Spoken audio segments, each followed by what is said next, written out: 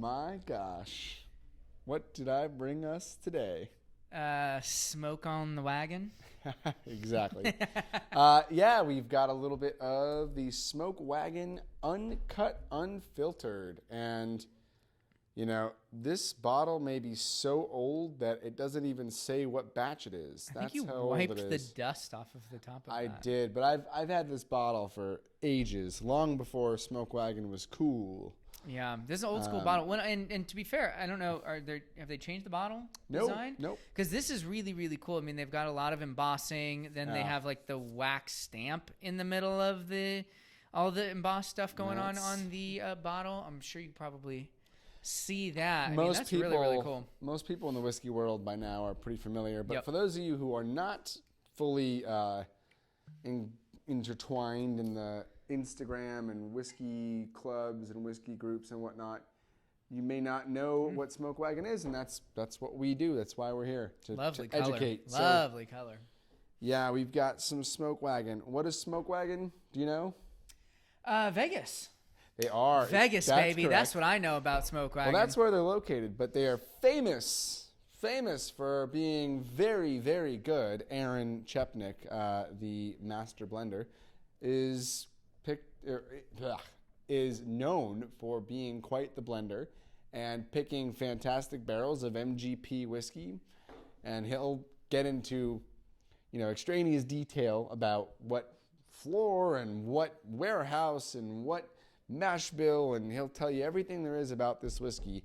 And he'll do it all on Instagram. He's got quite the following, actually. So yeah, but at the end of the day, it all comes down to this. Yes, though I will say it's always nice to interact with the people that are making, are blending, are creating what's in the bottle, getting a chance to kind of see that story. Well, you're excited. Look, at the end of the day, you don't become very popular or catch fire, as they say, and go viral with terrible, shitty product. We all know MGP makes phenomenal whiskey, specifically bourbons and ryes that are off the charts. But then there's that extra skill of blending various ages and doing it at cask strength. And here, Smoke Wagon has done precisely that.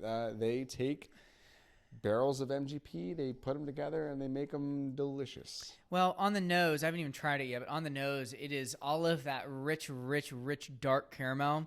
But there's also that leathery, tobacco-y, even like dark fruits, brandy kind of thing happening. It almost smells like a brandy, like a molasses, thick, tar, goo. It feels like the kind of sticky that you can't really pull your finger off of. Yeah. I mean, that is a rich nose. Well, if you're talking about flavor, this is a full-flavored smelling bourbon.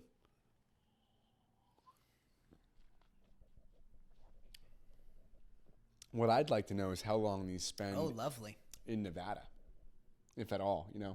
I don't know if they arrive to Nevada and they get dumped right away, or if they spend 30 days, 40 days, because even those extra days in Nevada will dramatically have an impact because it's so hot in Nevada. So this is wow. So there's so much happening here. There is definitely this dark earthiness, like earth tones, big time, like almost fennel-y, licoricey thing happening. But Certainly. then there's this.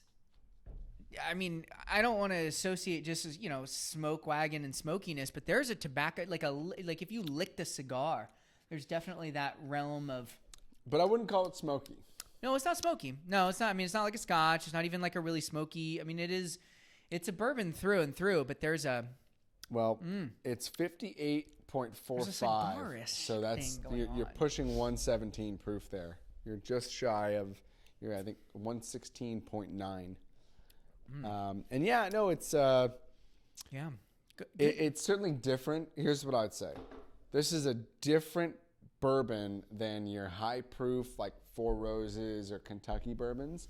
This doesn't taste like a Kentucky bourbon. It has differences, but that it still tastes like bourbon, and it still has all those vanilla and caramel notes. They're just amplified. You know, it's like a In an darker extreme old way. elk. Darker Like a dark, old elk. rich old elk to me. Yeah, and the old elk, we've had a couple cast strength old elks. If you listen to our episode with Bourbon Charity, it was a great episode. We tried some And old Bounty elks. Hunter. Bounty doing Hunter. single yeah. barrel picks. We talked single barrel picks, and while this isn't a single barrel, certainly we talk a lot about MGP on that episode. You know, I think it's just time we bite the bullet and do an episode on MGP themselves, get them on the show. I think More a lot on of people that. would be very interested in More that. on that to come. This is good. This is good. This is good. Yeah. And we haven't even talked about the plums and the dark cherries and the gosh, it's just like I get like an dried apricots. almost astringent finish. Yeah. A little bit of like, Vinous almost. yeah, exactly. Yeah. But astringent, like very almost herbal on the very, very, very end.